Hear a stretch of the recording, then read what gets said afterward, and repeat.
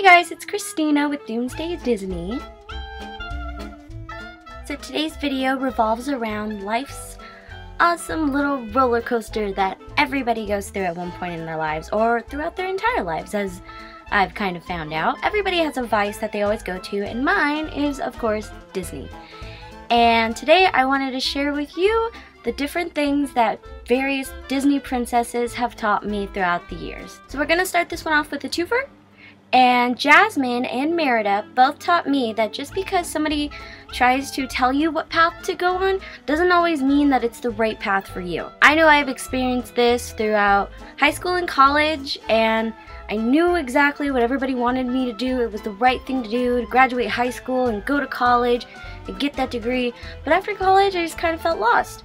So after that, I just kind of started making my own path, and it definitely feels a lot better than what I felt during my high school and college years. Even though they were good years, it didn't exactly feel right to me as much as this path does right now. Princess Tiana taught me that when you have a dream, you gotta work hard for it, but you also have to let it go to the universe, or your wishing star, just to give it that extra little oomph. When you have a dream and you wish for it, the more it makes you want to actually work for your dreams and actually put the hard work into it. And Tiana kind of represents that person who made a wish as a little girl and is working her ass off towards it. Snow White taught me at a very young age to always look at the positive things in life. This character is probably the most positive out of every Disney princess, or any Disney character really, because everything she encountered, she always just looked at it with like a, oh, well, let's just do this instead, or let's just do this because this is the only thing I got. Kind of seems like because she was so positive, she kind of got that fairy tale ending because she was so happy, and she kind of attracted that to herself. Who knows, maybe it's just, fairy tale magic. I always like to think of it as positivity.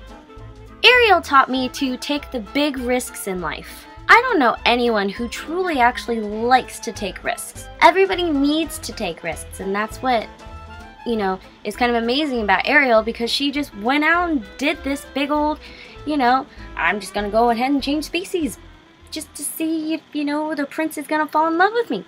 Who knows? I could be one of these weird little fucking slimy creatures for the rest of my life, but it's okay. At least I went for it, and that's an attitude that is very, it's admirable. Like, my God, woman, I can barely, get up and do karaoke half the time, and you just went ahead and changed species. It's amazing to me. Even if we fail, we can at least say, boom, I did that. I sang that at the top of my lungs, or I went out for that job promotion, or, you did something cool because you took that risk. Mulan taught me, don't be afraid to be yourself. If you're weird, dude, be weird. If you're smart, go be smart. If you want to be a warrior and fucking save China, you go ahead and do that. You save China. Because that's who you are. As you get older, it's harder to hide who you are, and it's just easier to, be you.